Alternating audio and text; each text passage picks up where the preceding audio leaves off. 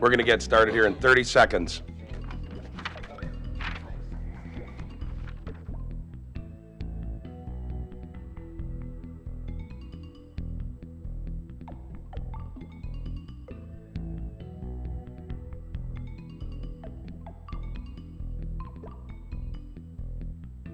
Let's roll. At this time, I will call this meeting to order. May I have a roll call? Trustee DeBoer. Here. Trustee Truttschel is excused. Trustee Pfeiffer. Here. President Vanderstill. Here. Trustee Walschlager. Here. Trustee Connor. Here. Trustee Hallquist. Here. If you'd all please rise for the Pledge of Allegiance. I pledge allegiance to the flag of the United States of America and to the republic for which it stands, one nation, under God, indivisible, with liberty and justice for all.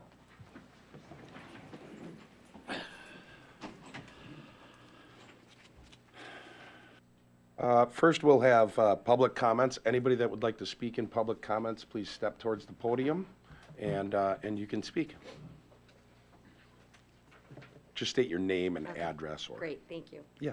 My name is Christine Barrand. I'm here on behalf of Barrand Property LLC, located at 220 East Capitol Drive.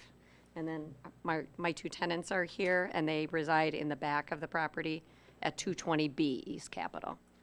Our issue is a continual problem of people parking in front of the driveway and blocking our tenants, Abby and Colt, from leaving or entering their property.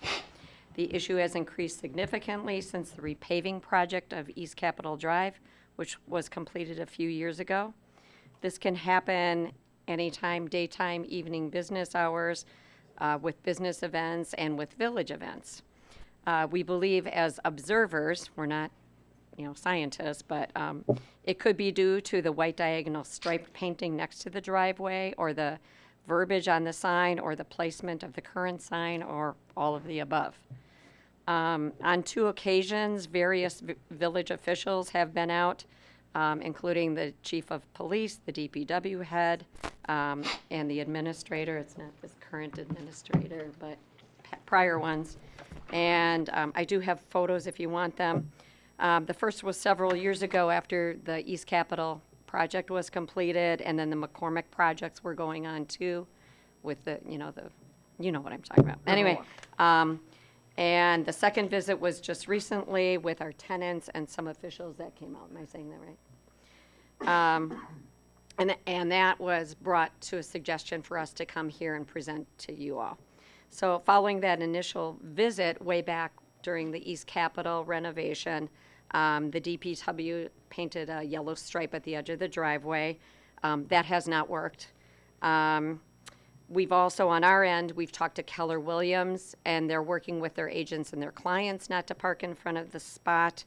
When we do have people that park there, we go out of our way to go to like Birch and Banyan or Lake Country Playhouse or whatever and try to find the people. But when that doesn't happen, we have to call the Hartland Police Department. And then the police try to find the offender and ticket them, and on occasion, maybe they'd even have to tow it. And you're shaking your head, yes. A great example is like the tree lighting. The last 2 years, I personally have sat out in front of our property to stop people from parking there. 2 years ago, I ran in to go to the bathroom. I came out, and there was a vehicle parked there. I had to call the police. They had to come during one of your busiest times, and they managed to find out who it was, but the person coming back, they got a ticket, but they were very angry, that person receiving the ticket. So that's been going on. This takes time away from the police department, and it's tax dollars that are just wasted. Not to mention, I'm very concerned about the inconvenience to our tenants. They come home late at night from their jobs. They can't park in the driveway. They try to leave for work. They try to go to appointments. They can't get out. And I'm afraid I'm going to lose my tenants, which is one of the reasons why we're here. I would like to add, and I've talked to Jesse at Birch and Banyan, they had the same problem a couple years ago, and the previous owner of that building had a problem. And they did the yellow striping. They posted a sign on their post. She said that did nothing. And it wasn't until they have a sign maybe about this high that she said was provided by the village. I don't know what entity of the village. And they have their own sign posted on it that says, do not block the driveway. You'll be ticketed and towed at your expense. I would like to know what next steps we can take. We are willing to work with the village to try to provide some solutions, whether it's additional striping, moving the existing sign just to the east of our driveway, or changing the verbiage of the current signing. Obviously, what's on there, people, it's just not clicking with them. So that's my statement. I have pictures if you want Yeah, to I'd like to see one. May I ask, are you referring to the spot that has a sign that says no parking, or are you referring to the other spot that's to the east? To the east is a parking spot now. Correct, that's why I'm asking. To the east of the driveway is a parking Yeah. spot. And to the west, there's like, No parking. Yeah. I remember because it, there's painted lines. Yep. And the sign right there in that That's, spot. yep, Yep. correct. That's what I was asking. Are you referring to that spot that says no parking? I am referring to this spot right here that is yellow. This is the no parking, Yep. right?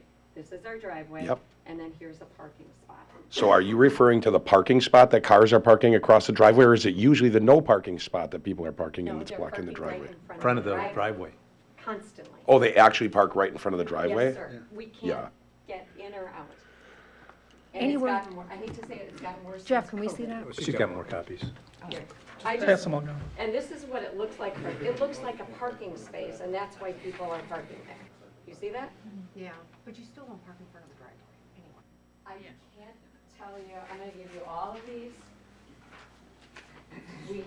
We talked till we're Thank- are blue you in the sure? face. Yes, you can have them. On the floor, I mean, on the And, driveway. and the police chief, you can. If you could attest step to by it the how many mic so we can times. pick it up.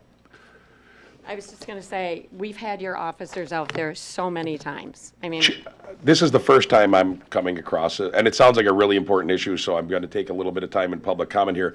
If someone's parking in front of someone's driveway, I would think, while it's unfortunate, I mean, that's a toll situation.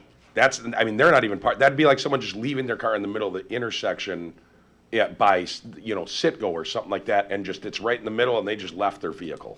Yeah, But- Go ahead. for a couple things, I couldn't tell you exactly how many times, just because we do, she talked about Jesse at Bertram Banyan, so between those two properties, we have been called probably dozens of times between the two of them. But yeah, we've cited them in the past, we've ticketed them in the past, we've towed them in the past, all those things have happened. yeah, and Jesse's, I gotta have you by a mic if you're gonna talk, because otherwise they don't pick it up on the recording. Bertram Banyan has actually lost a tenant because of that situation. Chief, do you have an idea of what's causing, I know that she's saying that it's just that it looks like, I mean, to me, it looks like it's a no-brainer, it's a no parking spot. Not saying that you're wrong, but I mean, it doesn't look like a parking spot. Who parks in front of a driveway, you gotta talk to that person, because That- that baffles my mind, but it happens, and it happens It not happens just once all a the year, time, but. like multiple times a week. Like we've had to like run out. Like we. Can you say your name and address, Oh, please, I'm because we'll need it for the Oh, record? I'm Abby Brown, Thank you. and I live at 220B East Capitol Drive. But I was just like, everything Chris said is like 100% true, and like we've lived there almost 2 years now, and it's like a really big issue. Like we've probably met the entire police department, and they're really great. They're all great. But like I'm aware that like it's not an emergency. Like my not being able to get out of my driveway is not an emergency. They have a lot better things to do than come to my house 3 times a week. So like, and I get that, and so like they're not. So it takes at least a half hour, if not more, for them to get there. Which again, it's not an emergency, so that's not on them. They've all been really, really great, and they've all ticketed or towed them, or like gone in and stopped the play, and been like, someone needs to move your car. But like we have very odd schedules. Like we're coming and going at a lot of different times, and so like it's really frustrating when we're coming home and like we can't. And obviously, it looks like a driveway. We have no idea why people park there, but for some strange reason they do, and it's like a very repeated thing. So we're just looking for like any amount of like something else we could do that maybe will be like, because I don't know why someone would park there. I wouldn't park there, but like people do. So we're just seeing if there's anything else, because the DPW has put stripes. The police come every time and they tow, they ticket, they get people to move the car, but like, I don't know, what else could we do to like prevent it from happening in the first place? Dave, is it possible, in there, I would think yellow stripes, but I don't know if you can, but can you just put the word no parking? The word no parking in that area? So Rick, if you look at that, we did see the paint the taper of the curb, I see that and there's yellow. a sign there that states no parking. I was just talking internally with the staff. We're thinking about maybe putting red reflector on the post so it grabs their attention to look at the sign. If not, we could give them a couple no parking cones to use. The cones haven't worked in the past. We put our own cones out there during special events. It doesn't work. We have some neat ones that say police department on them. That might work better. I think and we can't do Well- it, I mean, unless someone else has something that they want to say, this is going to have to be turned over to staff. What we need to look at first, I think, is if someone's just doing it because they just don't care and they're like, hey, if this is a situation where it's like, hey, it's a $20 parking ticket, then we need to look into the law on what we can do that kind of a place, parking in front of a driveway has to be a much bigger fine than parking in front of than parking, no parking, where you all of a sudden park 25 minutes in a 15-minute parking spot. Yeah, and that's the other thing. Like I think I've probably talked to you, but like, and other officers, like we've been like, I don't know if it's just like you said, like we'll take the ticket, we don't care, because like the Playhouse is right across the street from our house, so it's like, okay, maybe they don't want to walk, because like it gets busy at night, so like, okay, they maybe don't want to walk, and they're like, we'll take the ticket, or like whatever, it's not that bad. I don't really know what the ticket even is, but like. I can tell you when cars start getting towed, it's a lot different than a ticket. Yeah, and that's to the what we've- people that we've- own them. And that's what I what was we've gonna told say. them before when they're like, do you want us to ticket? Do you want us to? I was like, yes, just get them. Just Chief? because people don't learn. Like, even if we're just like, okay, next time don't do it, they keep parking there, so. And What I would suggest, Chief, is don't even go looking for who owns it. I would just have it, get a ticket and tow it. Oh, yes. I mean, really, it's not like, I can understand if you're sticking 4 inches, because I've looked to see if I'm 4 inches into the driveway and Yeah, move my right. vehicle. But if they are blocking it, I wouldn't even go looking for them. I would give them a ticket and tow it. I think a lot of times what the officer is trying to do is they're trying to get in or out of their property. If we call a tow truck, that could be a half hour, hour and a half. Yeah. That That's they right. gotta sit then, Oh. or Yep. not get out of their residence. So we're trying to just expedite them being able to get Don't you to have a and metal from. thing on the front of the squad cars? You could give it a push. so what we'll do is we'll put this on an agenda, because we can't, I mean, technically, we'll put this on an agenda item. Staff will begin looking into it immediately. Okay. And unfortunately, you won't have a resolution right now. The village already has, I was part of creating that no parking spot when you used to have a big SUV that parked in that little spot and it overhung into the driveway. Correct. But if people are really parking in front of the driveway, I do think Constantly. that. Yeah. And I just want to say, when I shoo people away, they're like, oh, I didn't see that it was a driveway, or I didn't see it was a no parking. I thought it was a Because they're 3 parking minutes space. before an event or a dinner hour, and they're not looking, and they're just getting into the Or first they're spot just they see. going to get a cup of coffee, or they're, Exactly. Yeah. it's, yeah. Right, yep, So, okay, thank you, everybody. you're welcome. Thank you. Anybody else want to speak in public comments? Anybody on Zoom?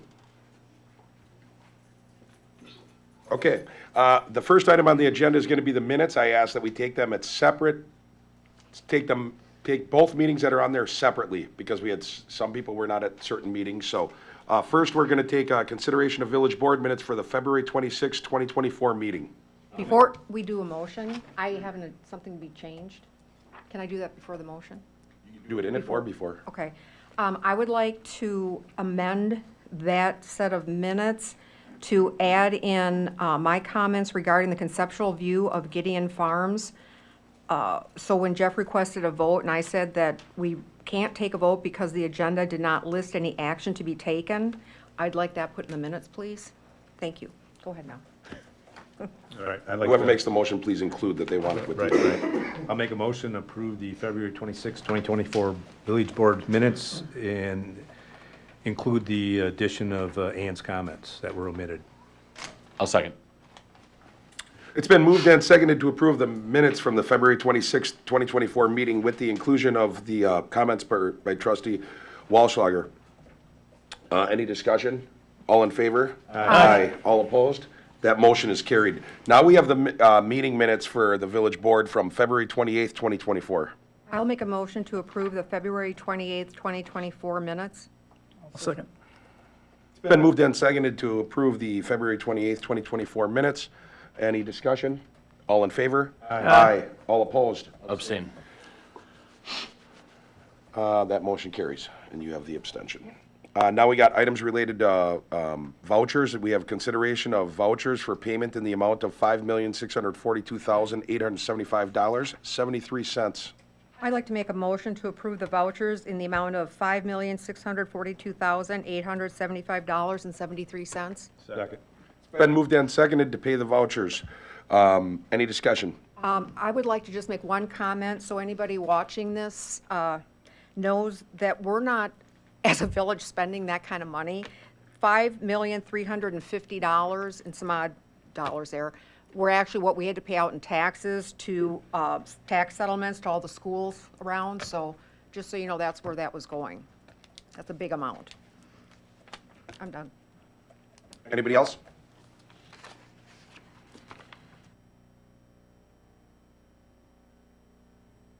All in favor? Aye.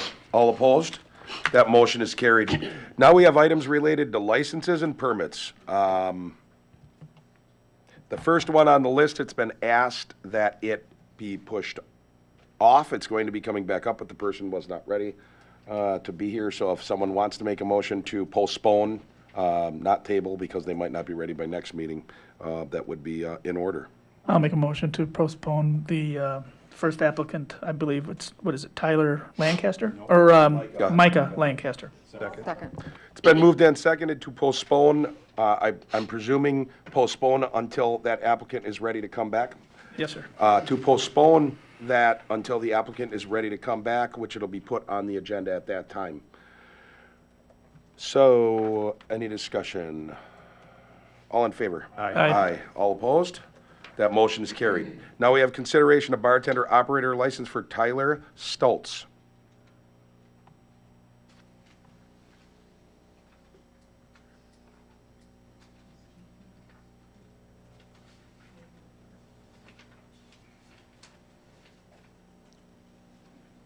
Does staff have anything?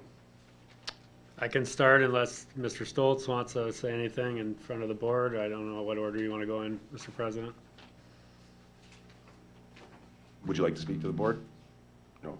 He's not here. Okay. Oh, I thought that was him. I No. never met him. So he's not here at this time. Chief, go ahead. All right.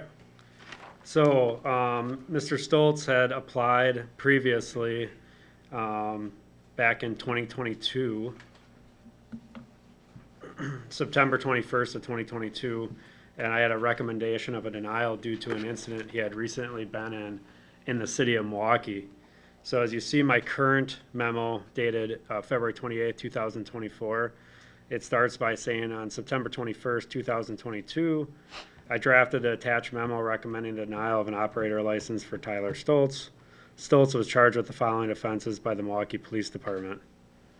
Those three offenses were carrying a concealed weapon, obstructing an officer, and loitering illegal drug activity.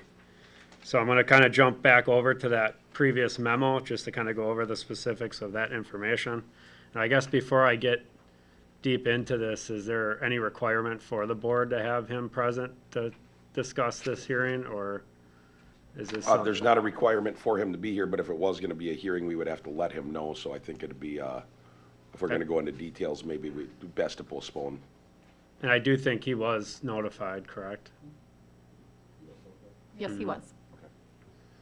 But What's your, do we need to go into the details if you're giving a suggestion to the board? my suggestion's still denial, because when he was involved in that incident in Milwaukee, it was basically, he was a victim of an armed robbery where he was purchasing marijuana from two individuals parked in a vehicle in the parking lot of a gas station, which is where he's trying to be an operator license for.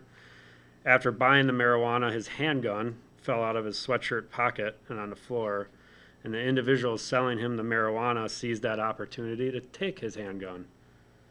One of the individuals punched him in the face while the other one pointed a handgun at him. Stoltz was told by the individuals that he could keep the marijuana and get out of the car. Stoltz left the area on foot and his girlfriend later contacted police several hours later. It appears Stoltz initially lied to the police officers about what had happened.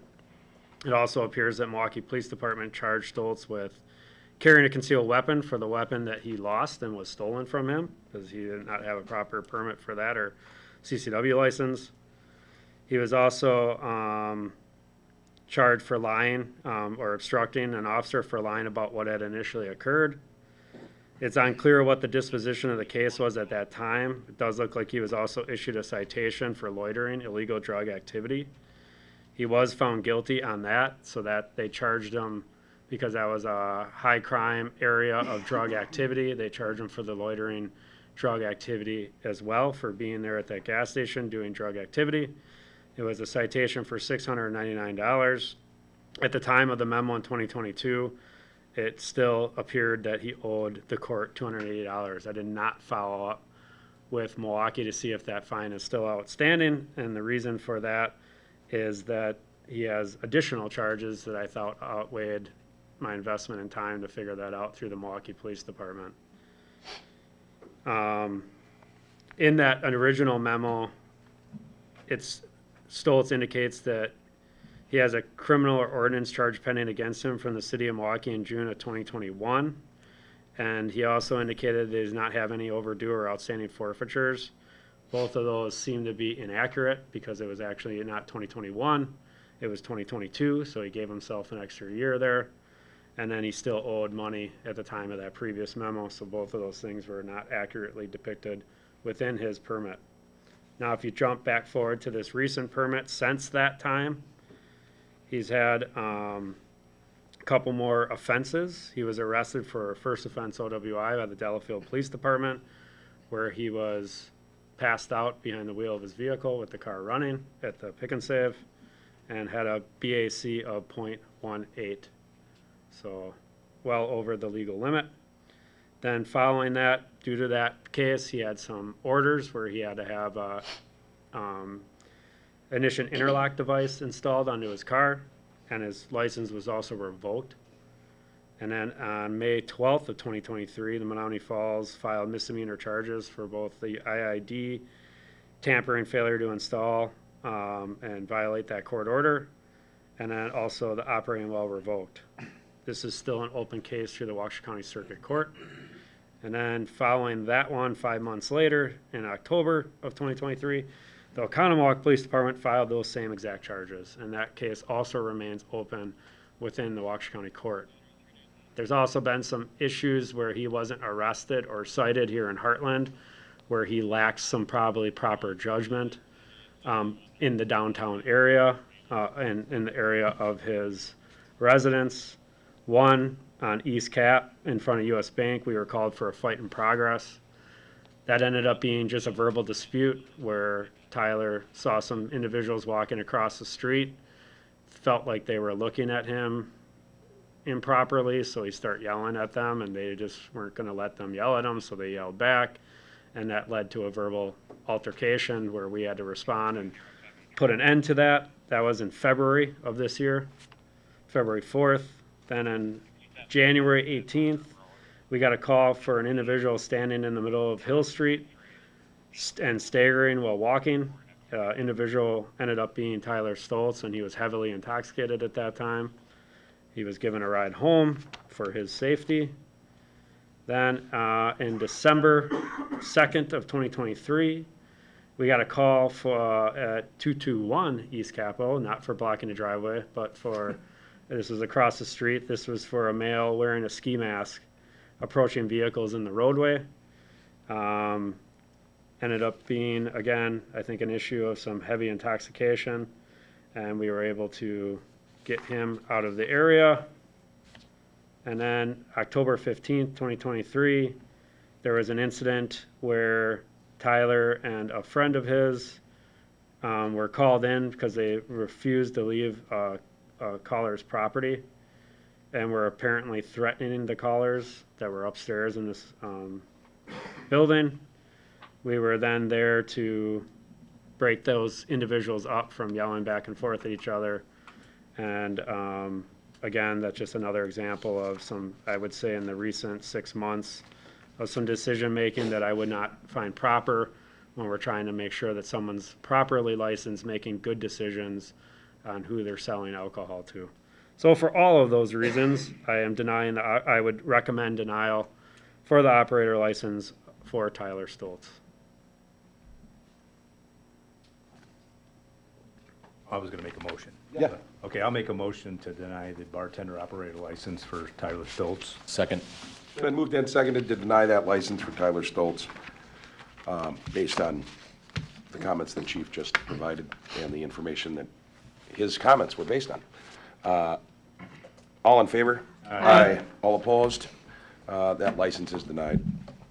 Okay, now we have discussion and consideration of special events. We have the Oconomowoc Rugby Football Club, Centennial Park, June 15th, 2024.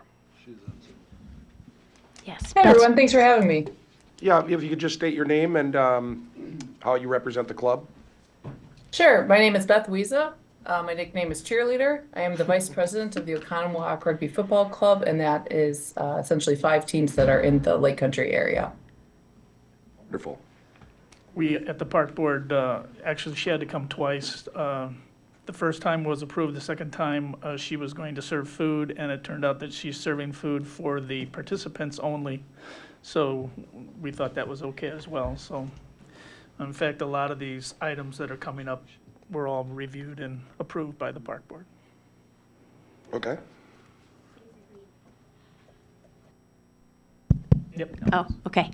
Basically, we upgraded from just a field reservation to a special event. So just wanted to go through the proper channels to note that there will be food selling in the park, but just to participants and families at that event. Is it like going to be sold out of a food truck? No, they have somebody who is providing barbecue, and so there will be food there until it's gone. So no, Okay. not a food truck. Sure, got it. I'll make a motion to approve the Oconomowoc Rugby Football for Centennial Park on June 15, 2024. I think it's a great event. I'll second. It's been moved and seconded to approve the Oconomowoc Rugby Football Club at Centennial Park on June 15th, 2024. Any discussion? All in favor? Aye. All opposed? That motion is carried. Now we have a long-standing tradition here. Thank you, in Beth. Hartland Kids Day. Thank you. And they are here. Hello and welcome, or welcome back. 12th Annual Hartland Kids Day on Wednesday, July 31st, 2024. We are planning a very similar event to years past, 9 to 2. We had a meeting with I had a meeting with the department heads here in Hartland back in January, where we just discussed some additional things to make the event flow better, always building off of the previous year. So we just discussed, and I think you have a map of like where barricades are going to go, where moving the porta potties, where the handicap parking is going to be. And if you have any questions, let me know. Anybody have any questions? No, this was pretty easy one to. Yeah, it usually is. Yeah. I'll make a motion to approve Heartland Kids Day, July 31st at Nixon. Second. It's been moved and seconded to approve the 12th time, is this? 12th. 12th time Heartland Kids Day being held in Heartland at Nixon Park on July 31st, 2024. All in favor? Aye. Aye. All opposed? That motion is carried. Thank you very much. Thank you. Now we have the Lake Country Rotary Splash Pad event on July 12th, 2024. I don't think anybody is here from the Rotary tonight. You gotta touch on it. But yeah, this is a routine event that the Rotary puts on at the splash pad. They have a community event on a Friday. It's July 12th this year, where they're giving away complimentary hot dogs to the community and just promoting the splash pad in Hartland. So nothing different from what they've done. Just a great event.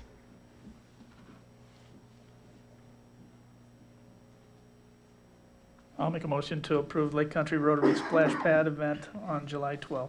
Second. It's been moved and seconded to approve the Lake Country Rotary Splash Pad event on July 12th, 2024. All in favor? Aye. Aye. All opposed?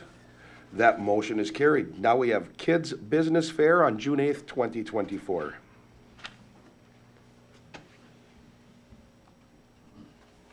Hi, everyone. My name is Chloe Mahayeski, and I would love to put on the Children's Business Fair this year.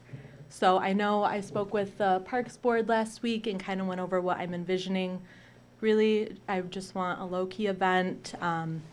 Kids will be able to have their own table. That'll be like their business for the day, and they'll be able to sell things like jewelry. Kids in the past in different locations have done like cupcakes, small things like that.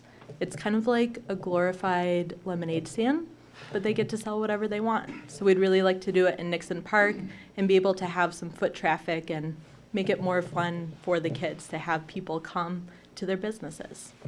How old are the kids, and are they local here or from other communities? So we want to stick to Lake Country and ages 6 to 14. Part of the stipulation is that the kids do have to make everything that they're selling. They do have to pay their parents back for any of the investment money that they get. And then we'll be charging a small fee for the booths, maybe like $10 or $15, only to cover the area rental and then the insurance that we'll get. It should be noted that the park board did recommend that if there are any children selling food, that we would waive any typical food vendor fee for that vendor.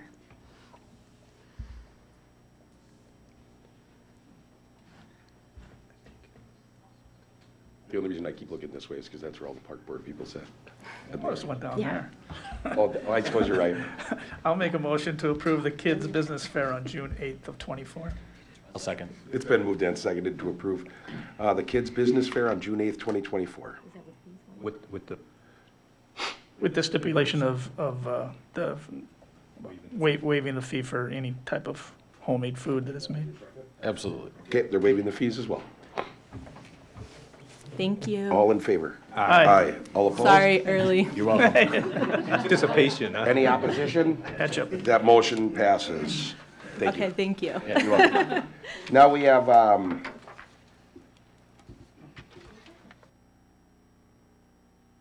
have, Paws in the Park, August 24th, 2024. So this is our fifth event. We'll be doing same as last year. Can you state your name, please? Oh, sorry. Kelly Zimmerman, MLF Stocks Foundation. No changes from last year.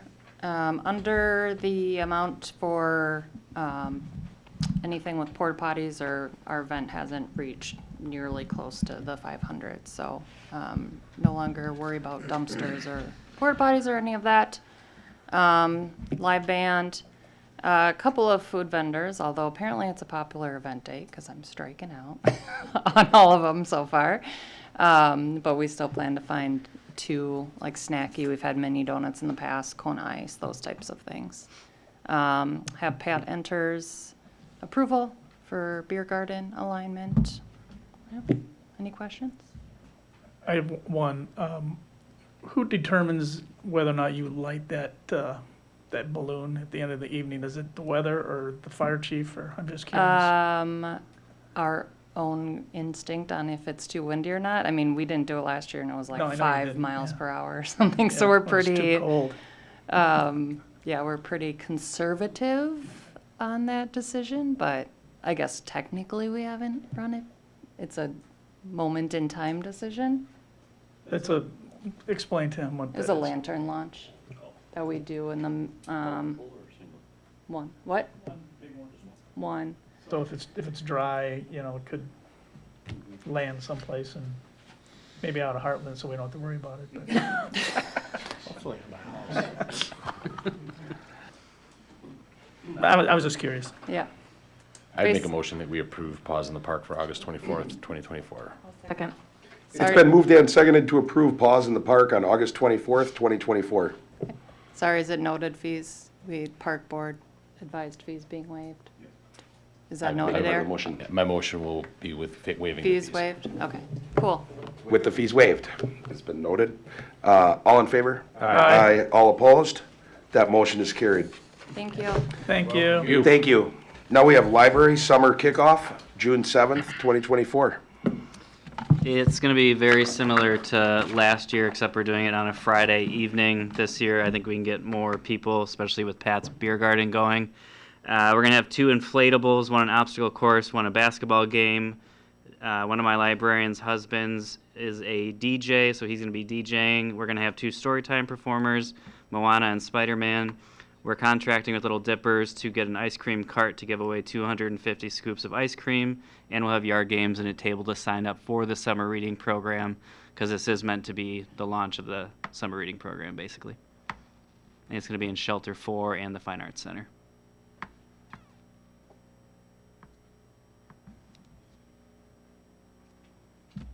I'll make a motion to approve the library summer kickoff on June 7th. Second. It's been moved and seconded to approve the library summer kickoff June 7th, 2024. All in favor? Aye. All opposed? That motion is carried. Now we have the Ice Age Trail Ad Hoc Committee Mammoth Moonlight Hike, October 18th, 2024.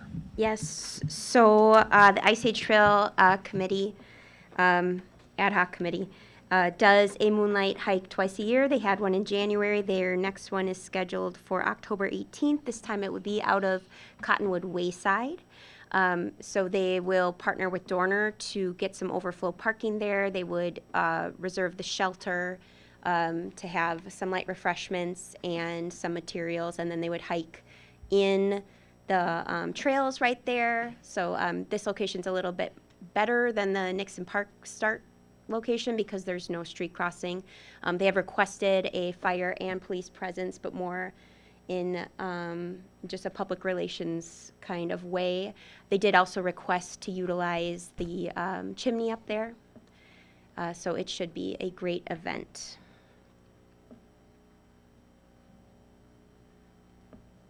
You say they're going to use the chimney, they're going to have a fire. They would like to have a fire in the chimney, yes.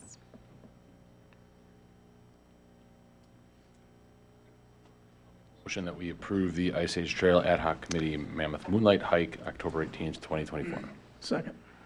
It's been moved and seconded to approve the Ice Age Trail Ad Hoc Committee Mammoth Moonlight Hike, October 18th, 2024.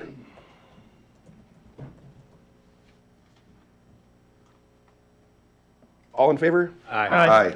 All opposed? That motion is carried. Now we have Hartland of Chambers. Let me start over. Hartland Chamber of Commerce Street Dance, July 20th, 2024, in the street. Good evening, everyone. I'm Hello, Scott sir. Heyerdahl. I'm the chairman of the Hartland Chamber of Commerce. Here to speak on behalf of the Chamber's request to hold the 2024 street dance in downtown Hartland on Saturday, July 20th. Time frame from 3 to 11 o'clock, with closing off the street from approximately noon until midnight of that afternoon and evening. We've submitted all the documentation per Lynn Minturn and look forward to cooperating with police, fire, all staff in making this a great year. We also expect to have a bags tournament again that afternoon, starting at 3:30. We've got Stetson and Lace lined up as our primary entertainment for that night, and looking for board approval on the event. Scott, quick question. Did the chief already approve the time to block the road? Or I'm just asking, I don't know. He's I'm not outside. aware that he did. Yeah, we all signed off on it. We all go through the whole packet. I just want to make so sure that was okay. It Okay. is. I'd like to make a motion to approve the Hartland Chamber of Commerce Street Dance for July 20th. Second. It's been moved and seconded to approve the Hartland Chamber of Commerce Street Dance on July 20th, 2024. All in favor? Aye. All opposed? That motion carries. Thank you very much, Mr. Heyerdahl. Yeah, looks great, doesn't it? Now we have a reaffirmation of resolution number 02262024, resolution for approval by Village Board of Village of Hartland of Planned Unit Development Agreement with Quick Trip, Inc. So this was that resolution that Attorney De La Mora brought forward to the board last time. But again, with a resolution, it should go to a meeting where it's publicized, everything. So it's just reaffirming your vote from last time for the public. No, no changes from the last. Correct, no changes. I'll make a motion to approve the resolution number 02262024, resolution of approval by the Village Board of Hartland of the Planned Unit Development Agreement with Quick Trip. Second. It's been moved and seconded to approve resolution number 02262024, resolution for approval by Village Board of Village of Hartland of Planned Unit Development Agreement with Quick Trip, Inc. Any discussion? All in favor? Aye. All opposed? That motion is carried. Now we have a consideration of a resolution number 03112024, resolution amending Appendix B of the Code of Ordinances for the Village of Hartland concerning the schedule of municipal deposit.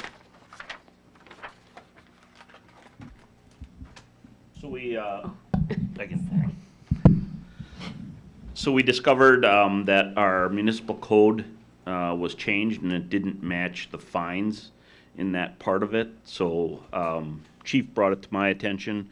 I went through and looked and made some changes to the numbers and gave those to Sandy.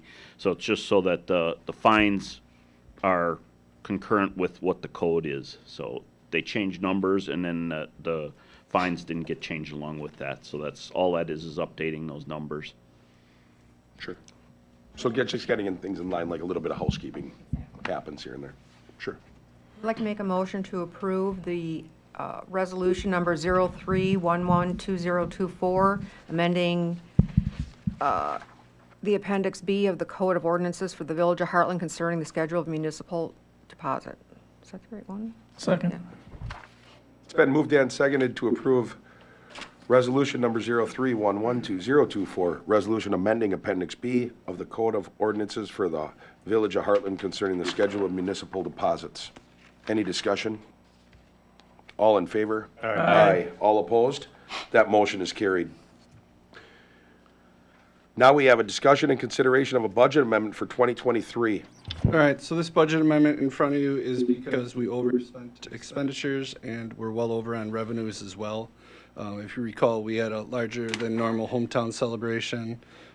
We had some other departments that just had some higher expenses. So the point of this amendment is to bring that expenditure budget up to at least where we are at. Overall, the year had, I want to say I think the income was about 380,000 or 350,000 over our expenditures.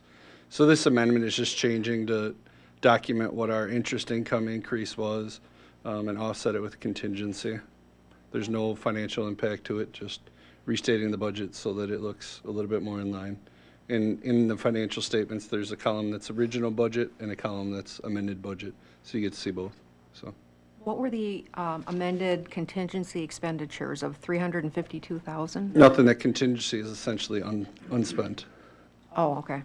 So it's just noticing where that difference goes. So our expenditure budget, if it was 7.8 million, we actually spent 8, and our revenues were up 600,000. So we netted that 380. So it was a positive year. All that will go into fund balance.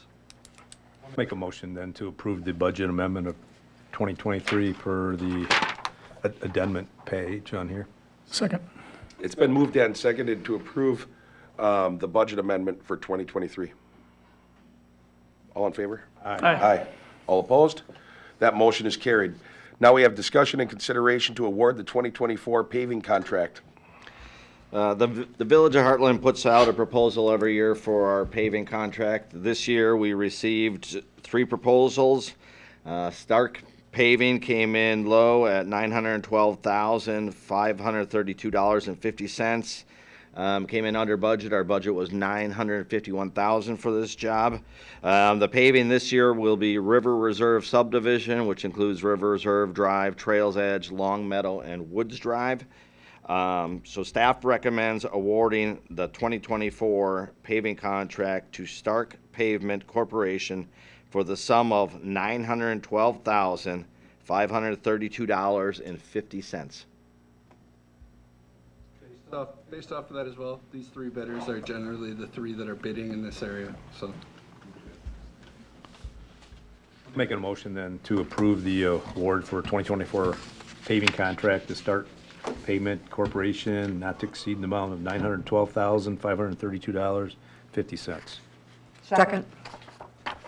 It's been moved and seconded to approve the paving, the 2024 paving contract in an amount not to exceed $912,532.50. Any discussion? All in favor? Aye. All opposed? That motion is carried.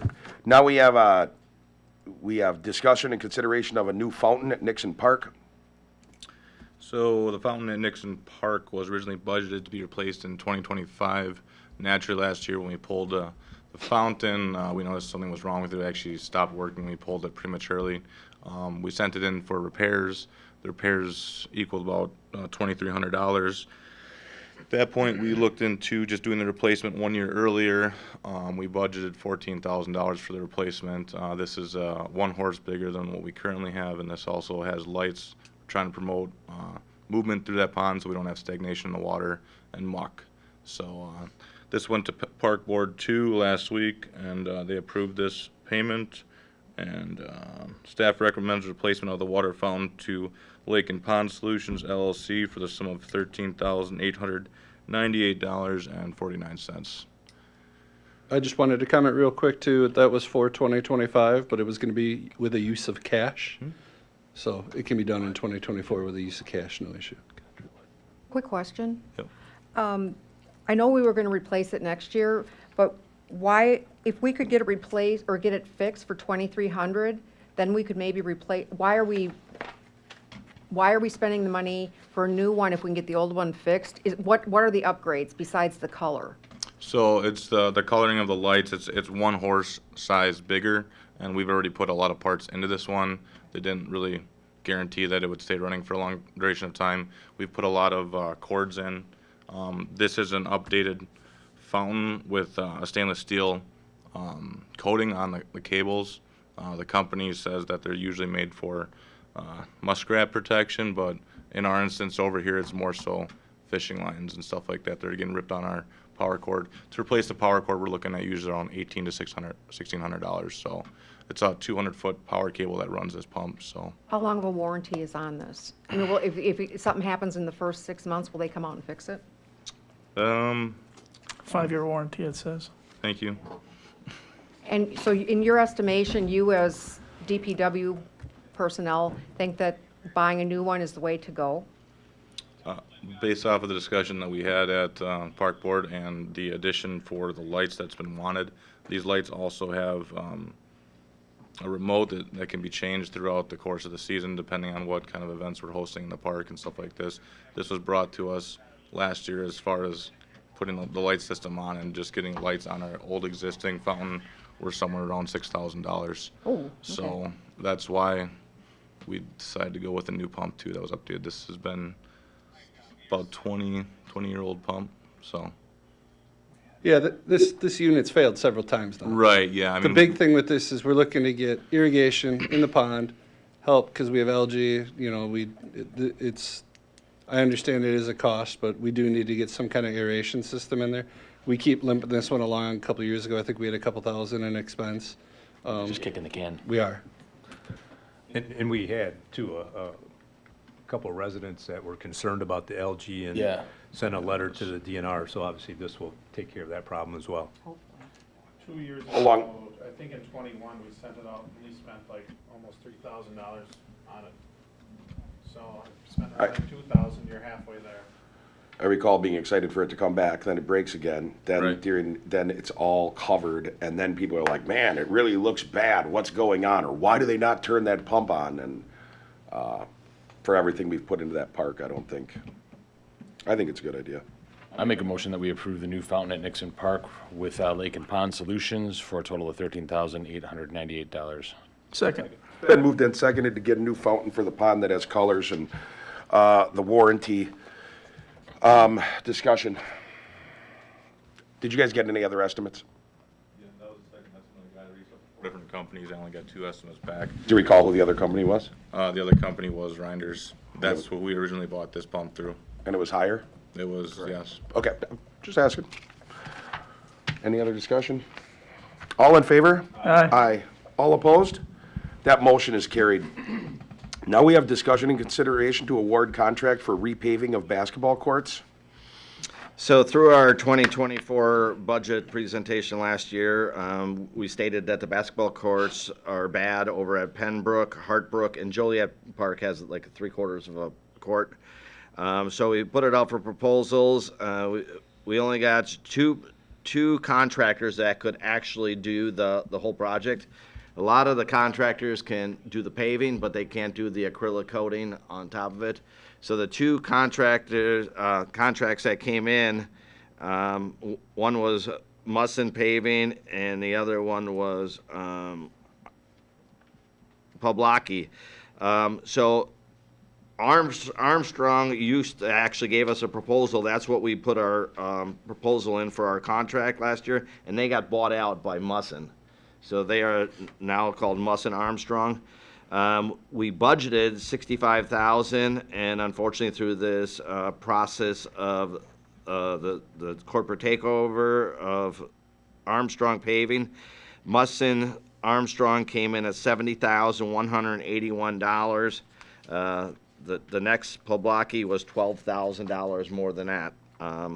So staff is recommending awarding the contract to Musson Armstrong Paving Division in the amount of $70,181.00 for the paving of the 3 basketball courts.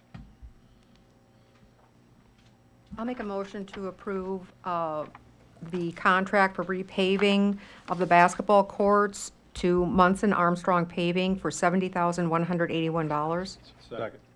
It's been moved and seconded to approve the repaving of the basketball courts, and that is going to, that you said Munson, correct? Yeah, to Munson Armstrong. Any discussion? All in favor? Aye. All opposed? That motion is carried. Now we have discussion and consideration of Waukesha County Overdose Fatality Review Cooperative Agreement. Thank you. So this is a overdose fatality review agreement that Waukesha County Health and Human Services put together. This is something they started up a little while ago, and it came to an end with some of the COVID stuff that was happening. This is part of that opioid settlement dollars, if you've heard of those coming through. There's very specific things that they can spend that money on. Law enforcement's not one of them, unfortunately. But this is part of what they can do to try to figure out root cause issues where people can get better care when they're in crisis with opioid substance abuse. So this is something that when there's a fatality, Health and Human Services through Waukesha County engages their stakeholders. This could be hospital staff, police, Health and Human Services, their crisis staff, anyone that had any part in the process, that they can kind of debrief the incident and see how they can provide better resources to the community to make those more available and to make them more effective. So this is something that those opioid settlement dollars are used for. As you can imagine, with all the different stakeholders, this cooperative agreement needs to be put in place. This is a boilerplate type language that Hector has looked at and had some initial concerns. We worked that out with Waukesha County Public Health and Waukesha County Corporation Council. It was just some housekeeping stuff on how the records were going to be kept, who the record custodian was, and then ultimately these meetings are typically going to go into closed session. But as you all know, you have to meet certain requirements to go into closed session. You can't just go into closed session. We can't predict every situation will cause that to go into place. So we just wanted to talk through what that looked like and how that procedure would operate. Because there is obviously some confidentiality with the person and the family where this fatality occurred, but also typically they're treated medically through fire and EMS and or hospital, ME's office, all those entities. And there's obviously some medical confidentiality that goes with that. So just kind of getting all those bugs worked out. Everything looks good. We can make this work. And again, you might ask, why get involved in this? It's a lot of work and looking through all this, but it's for the greater good. At the end of the day, it's how can we provide resources in a more efficient, effective manner to get those available to someone going through a drug dependency issue and hopefully are able to work themselves through that. So I am recommending approval of this cooperative agreement, and if approved, it looks like the first case will be a Hartland Police Department case where there was a fatality here in the village of Hartland due to an opioid overdose, and this person was involved in the hospital system and the Waukesha County Health and Human Service System. So it's a great first case study for us to look into and try to figure out where we can bring some efficiencies. Like I say, I think this is a good cause. So I'll make a motion to approve the Waukesha County Overdose Facility Review Cooperative Agreement. I'll second. It's been moved and seconded to approve the Waukesha County Overdose Fatality Review Cooperative Agreement. Any discussion? All in favor? Aye. All opposed? That motion is carried. Chief, I know you're up next with your annual report. I'm just going to take a quick recess, if that's okay. I just got to step out for just a minute. Is that okay? Oh, fine by me.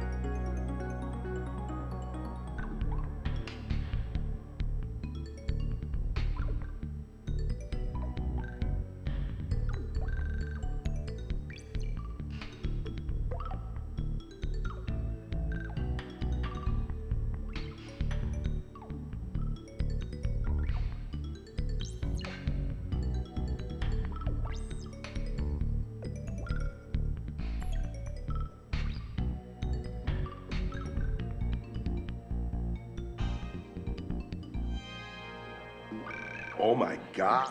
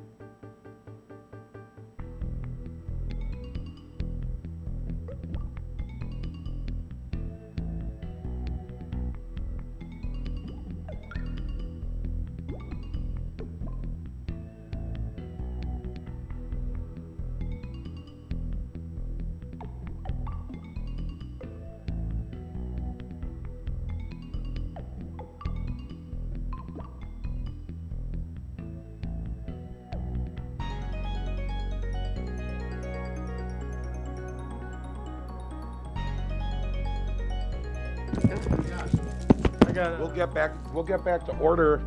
I'm going to request that we take item 13, which is a conceptual review of a property on Campus Drive, and we do that next, and we do the police department annual report after that. That would take a suspension of rules to shuffle things, but due to I have asked the chief, he said it's fine, but to be polite to the person presenting. I'll make a motion that we suspend the rules. It's been moved and seconded to suspend the rules. Any discussion? All in favor? Aye. Aye. All opposed? The rules are suspended. A motion can be made to switch those items. I'd make a motion that we switch items 12 and 13. That's it. Second. It's been moved and seconded to change item 13 to item 12 and item 12 to item 13. Any discussion? All in favor? Aye. All opposed? That motion is carried. So at this time, we will take up the conceptual review of the property on Campus Drive, presented by Three Leaf. And someone on Zoom.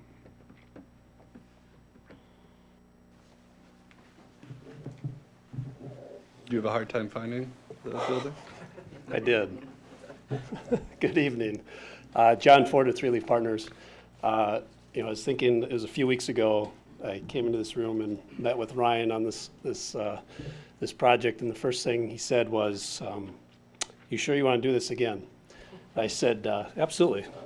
As we talked about with our current project that we're continuing to move along at the Hartland Quarry project, the multifamily project, from Three Leaf standpoint, we really value a partnership and collaboration with all the communities that we do work within.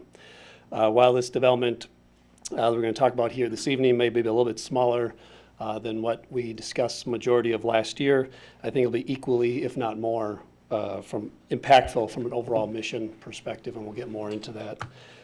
Three Leaf Partners, our tagline is impact through real estate, and this project certainly is well within that. Sometimes that's through an economic impact, it can be a community impact, but this one will span multiple generations, and Mark from Lake Country Lutheran High School Association will get more into what I mean by that. Three Leaf Partners combines business community and investment professionals through the power of real estate. Partnerships we do on many of our different developments throughout the various communities that we do work within. This one that we're talking about this evening, not only is it a joint venture partnership with another very highly qualified developer, but also a philanthropic type partnership with the Lutheran High School Association. The development here this evening that we'll present on a high-level concept plan is proposed at about 120 units in total, a senior development that we really look at as a continuum of care. And what we mean by that is it allows seniors to stay within the same development, the same senior care facility throughout as their needs change as they age. We are proposing there'll be a combination of independent living, assisted living, and memory care located on Campus Drive just across from Lake Country Lutheran High School. All of the partnerships, all of the companies that you'll see here this evening are all local companies. Three Leaf ourselves are headquartered in Milwaukee, as you know. Aaron Matter with Matter Development is headquartered here in southeast Wisconsin, and Wauwatosa in particular. You obviously know the Lutheran High School, Lake Country Lutheran High School, and then our operator would be Koru Health, who is also a southeast Wisconsin local operator. I'd like to just introduce our joint venture development partner, and I've had the pleasure to work with Aaron multiple times on multiple different senior projects in the past.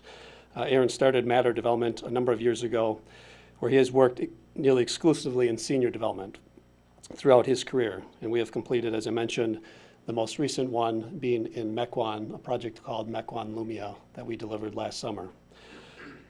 Aaron really says Matter Development was founded to develop purposeful, lifestyle-forward, highly connected, and active housing with inspired design that responds to the demand for an intersection of lifestyle, price, and flexibility in the senior communities that we develop. So with that, Aaron Matter. Good evening. My name is Aaron Matter, as John mentioned. Matter Development is a little bit unique in that what we bring to the table as a local senior living development company is also the operations. And so, as you see in the presentation, Matter Development is a development company, but our closely held affiliate, Koru Health, is also the operator of our communities. And so that varies a little bit from some of the approaches that other developers may take in the development of senior housing, in which they might hire a third-party operator. But what you know when you work with Matter Development and Koru Health is that the same person that's standing in front of you today is also the person that is running the community on a day-to-day basis.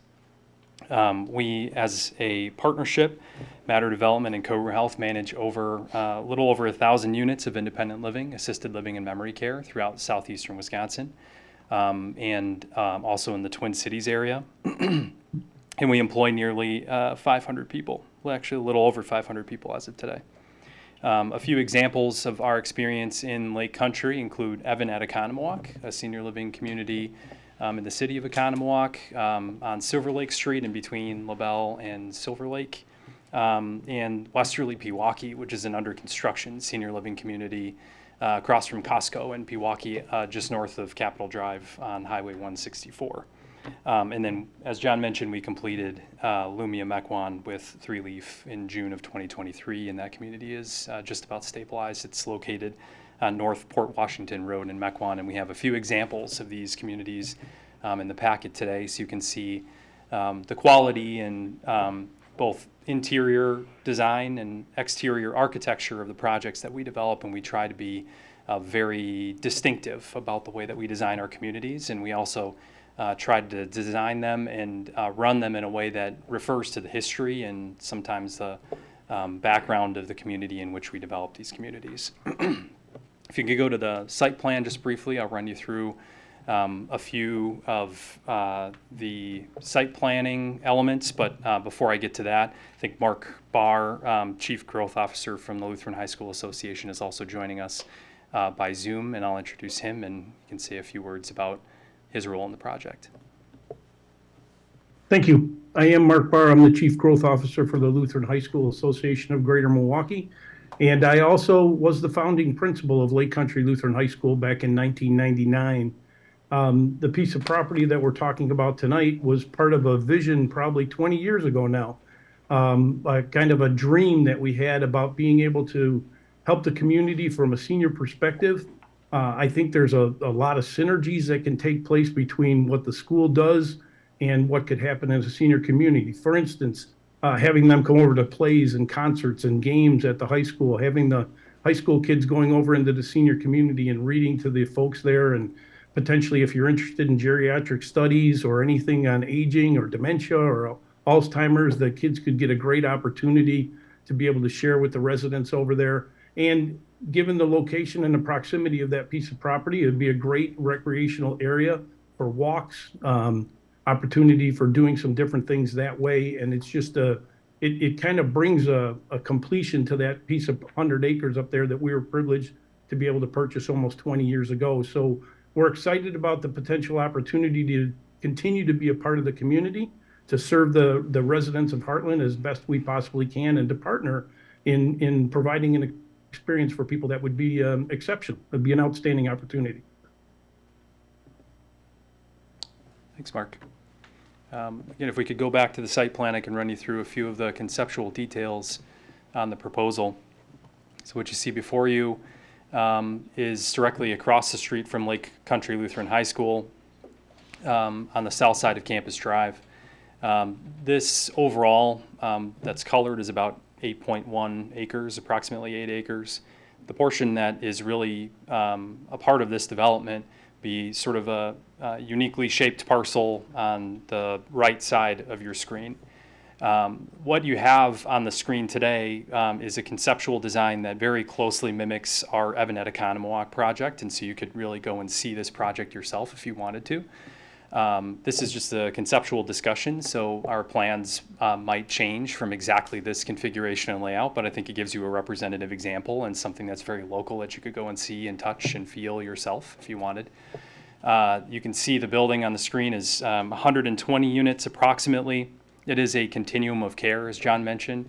Includes independent living with age-in-place services that allows a senior to move in as an independent living or as an assisted living resident. And we bring the services directly to the resident. And we think that's a little bit unique in the way that we deliver services to our seniors. There are some communities where you move in as an independent resident, you might have to move to another unit in the building to receive assisted living services. In a building like this, you could foreseeably live in the same apartment all the way to end of life. The only time in which you would need to move would be if you moved to memory care, and for instance, you would try to leave the building. They call it exit seeking type of Alzheimer's is a further progression within Alzheimer's disease diagnosis. Within that portion of the building, you can see it's a configuration that's sort of Z-shaped. That Z-shaped portion is contemplated at this point to be a 4-story building with underground parking underneath it. And the portion that you can kind of see as almost a donut shape would be a single-story portion, and that would be the memory care. So the independent and assisted living portion would be sort of in the Z shape, and the memory care would be a single-story with a courtyard in the center, so residents would have access to the outside to be able to use the outside safely. This is a site that has a pretty significant amount of topography on it. And so the building needs to be shaped uniquely in order to accommodate that. And so the layout that's here today considers that by bringing the single-story portion down actually to the lower level. So you can see that if you walk into Evan at Oconomowoc, the controlled access to the memory care portion is actually by the elevator. So in order to get down onto the elevated or onto the lower level floor, which is not a basement, it's actually very bright inside because of the interior courtyard, you would need access either through a key card or a code, and residents would not be able to leave that wing of the building unless they would be escorted by staff or family members because the exterior doors would be alarmed for resident safety. The balance of the site to the left side would be used in the future for educational and recreational uses. There is a dashed line across the site that's shown on the site plan right now. And there is, as some of you may be aware, there's a use restriction on this site that a majority of the site, meaning the side that's on the left hand of the dashed line, needs to be used for educational and recreational purposes due to deed restriction. The right side of the parcel that is not required. That's not a requirement, and so it would be able to be developed. There is a public use trail on the site that would be reconfigured and extended, and so you can see the red dashed line that's on the site. If very faintly in the background, you could pick out where exactly the trail actually runs right now. You have to look very closely, but the overall extension of the trail would be to make it, I think, quite a bit longer than what it is today. I think that kind of rounds out the development itself. If you take a jump forward maybe 2 slides, I think there's some examples of our projects and architecture that's Evan at Oconomowoc. The picture on the lower left-hand side of that Evan at Oconomowoc kind of gives you a perspective of how exactly the lower level is down below. Yep, you can kind of see down on the lower right-hand side, yep, lower left-hand side of that slide. You can see the memory care is white down below the rest of the configuration, and then the dining area and common area spaces in some of the resident units actually overlook a green roof at Evan. And those are some of the interior spaces. There's a fitness center there at the top, the front entrance on the left side. That's our dining room in the middle, and then at the bottom is the fireplace lounge inside of the memory care. So you can see hopefully that we try to establish a very high standard for quality in interior and exterior architecture. And then if you go to the next slide after that, it's Lumia Mequon, and that's an example of a project that we just completed. That's 68 units total, but that is all assisted living and memory care. There's no independent living at that campus. And it's a single-story and 2-story building that's more sprawling than Evan is. And so that development, you can see from the aerial picture, has a lot more roof line that starts to develop in the design. And some of the interior photos are there. You can see the very large dining room that we have with a terrace that overlooks to the inside. If there are any questions, happy to run through questions on our existing developments, our background, or the development itself. Thank you.